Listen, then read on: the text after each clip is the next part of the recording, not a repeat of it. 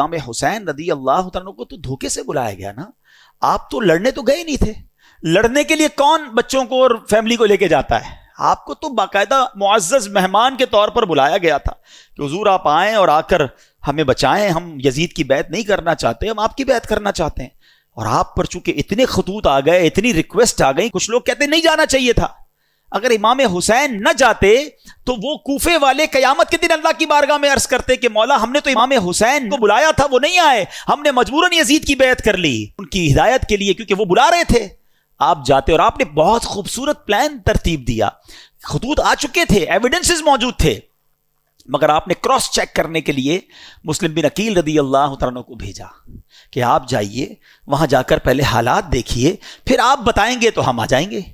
حضرت مسلم بن عقیل پہنچتے ہیں, سب لوگوں نے بڑا ویلکم کیا, ہزاروں لوگوں نے آپ کی بیعت کر لی, اور آپ نے خط لکھ دیا امام حسین کو کہ حضور یہاں تو ایوری تھنگ از اوکے, ہر بندہ آپ کے لیے انتظار میں ہے, آپ آئیے.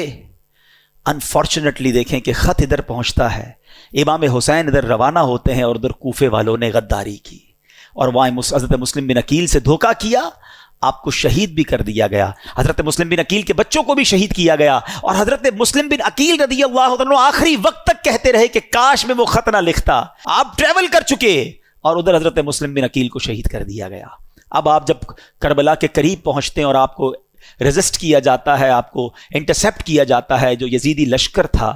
اب یہ لشکر 22,000 کا لشکر ہے.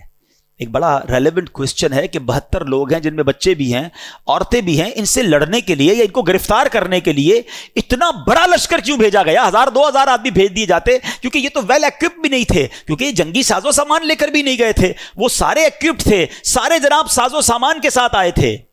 تو جواب یہ ملتا ہے کہ وہ جانتے تھے کہ ان کی رگوں میں شیر خدا کا خون ہے, یہ اتنا آسانی سے ہاتھ نہیں آئیں گے. اگر یہ لڑنے پر آ گئے تو 2-4 ہزار تو مسئلہ ہی کوئی نہیں ان کے لیے ہے. تو اس لیے خوف کے عالم میں 22,000 کا لشکر بھیجا گیا. اور اب ایک بڑا عقیدے کی بات اشارتاً عرض کر دوں گا, جو عقل مند ہیں وہ انشاءاللہ بات کو پک کر لیں گے. کربلا کے میدان میں بھی نماز ہوتی تھی. ہاں, ادھر والے بھی جو تھے نا وہ نمازی تھے, اذان بھی دیتے تھے, کلمہ بھی پڑھتے تھے, اور نماز کے وقت میں نماز بھی پڑھتے تھے. اچھا ہوتا کیا تھا, جب 22,000 لوگوں کی جماعت ہو رہی ہے تو امام حسین کو بھی وہاں چلے جانا چاہیے تھا. کربلا والے جو تھے, خاندان رسول والے, کہ آپ بھی سب جا کے بڑی جماعت میں پڑھ لیں. لوگ کہتے ہیں نا بڑی جماعت نہیں چھوڑنی چاہیے. تو کربلا کے میدان نے یہ بھی پیغام دے دیا کہ 22,000 کی جماعت الگ ہوتی تھی اور 72 والوں کی جماعت الگ ہوتی تھی.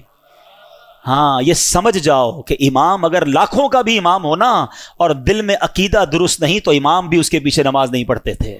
تو یہ عشق والوں کے لیے میسج ہے کہ بے شک جماعت تھوڑی ہو مگر امام عاشق رسول ہونا چاہیے.